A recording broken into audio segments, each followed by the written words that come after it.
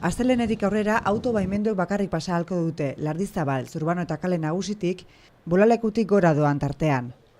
Trafikoa kontrolatzeko 2 kamera jarri dituzte.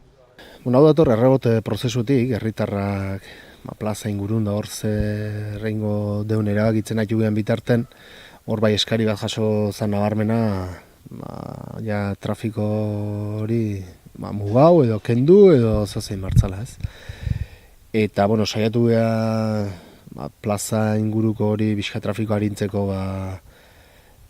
saiak ere ezberdin egin ditugu autobusek kenduko tegendu, ala isteko aukera ematen zion, baina autobus ezin deun ez kendu hortik, ezin deun kale nagusitik dauke pasau barra, orduan aukera murriztu zitzaizkiun, da matrikulak irakurtzeko 2 kamera jarritugu, batetik plaza pare, kale nagusiko plaza pare hori baimendu bakarri pasatzeko, eta bestetik kaskoare, jende asko ibiltzen da, eta orduan aprobetxau dugu kaskone, baimendu bertako ontzako baimenak emanez, bizken mugatzea trafikoa, kaskon zati baten, goiko aldean.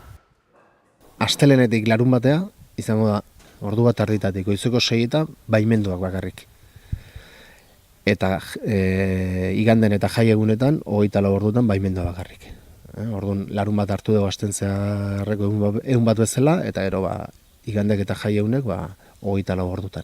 Baimendua izan ezen, seinale jartzen du ezin dela pasau. Baimendu izan ezen, orduan norbait pasatzen balima da, isuneuko luke, 80 euroko isune.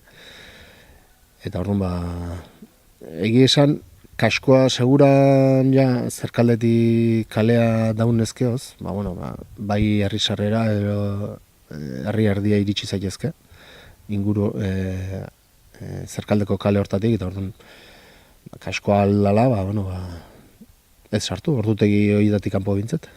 Lehen esan da bezala, errebote prozesu eskaera batetik dator, eta helburutako da herritarren eskaerei erantzutea. Baina beste alde batetik,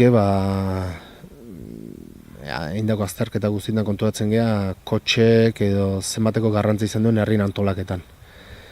Eta orduan horri nolabait, hori irauli nahiko genuke, erabaki honekin, herritarra lehentasun izanik horren arabera herri eraiki, ez? Eta kontutan izan da segura nola plazan ze bizitza egoten den egunerokotasunen, eta ze movimentu, eta ume, eta adineko, eta zaintzako, gurasok, bizkate kaskon ze movimentu duten da, baita segurtasun aldetik nahi gendun pauso bat eman, ez? Orduan bizkate helburu orokorrak horiek batetik herritarren eskari erantzutea, bestetik segurtasuna gure mugikortasunen eta segurtasuna bilatzea, eta bestetik herritarran araberako herri bat eraikitzea, ez kotxen araberako herri bat, ez?